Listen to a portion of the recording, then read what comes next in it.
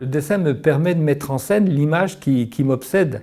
Parce que très souvent, enfin c'est le cas à l'heure actuelle, je me réveille, j'ai une image dans la tête et je prends mon carnet de croquis et je la dessine, cette image. Et puis après, je la mets en scène sur une toile. Je suis Guy Brognaud, né à Lons-le-Saunier, dans le Jura. Je suis très attaché au Jura, ma patrie natale. J'y ai passé beaucoup d'années de ma jeunesse. À partir de l'âge de 8 ans, j'étais fasciné par le dessin et la couleur. Je passais mon temps à dessiner. Quand je suis entré à l'école, les institutrices, plusieurs fois, me voyaient en train de dessiner plutôt que d'écouter l'école. Ça a été toujours une obsession, le dessin. Et c'est ce qui m'a conduit à rencontrer mon maître en peinture, puisque son épouse était mon institutrice à l'école primaire. Monsieur Vignet, quand il allait peindre sur le terrain, puisqu'il était un peintre impressionniste, m'emmenait avec lui très souvent. Et j'avais un petit peu de matériel, hein, je n'avais même pas de chevalet, c'est-à-dire que j'étais à 4 pattes dans l'air pendant que lui était en train de peindre le paysage. C'est parti comme ça. Hein. Donc j'ai appris sur le terrain, c'est le cas de le dire. Bon, et voilà un exemple d'oxydogravure dessinée, parce qu'au départ, j'avais un résultat abstrait. Et là, vous voyez, j'ai dessiné ce pont. C'est un petit peu le pont de Ledoux.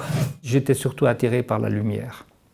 Et c'est la lumière qui m'a conduit à m'accrocher à la peinture.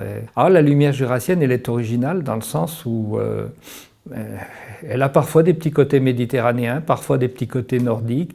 Elle est très variée. C'est ce qui m'intéresse, c'est cette variété. En hiver, regardez, en hiver, quand il y a de la neige, c'est encore complètement différent. J'ai réussi à peindre une fois, ça je m'en souviendrai toute ma vie, j'ai peint un paysage d'hiver dans la neige, il faisait -15, à aucun moment j'ai senti le froid. Mais c'était fascinant pour moi. J'ai créé plusieurs toiles pour les Nations Unies. La Colombe de la Paix en 1986, c'était l'année internationale de la paix. Et je l'avais appelé l'embryon de la paix, donc le titre aussi était symbolique.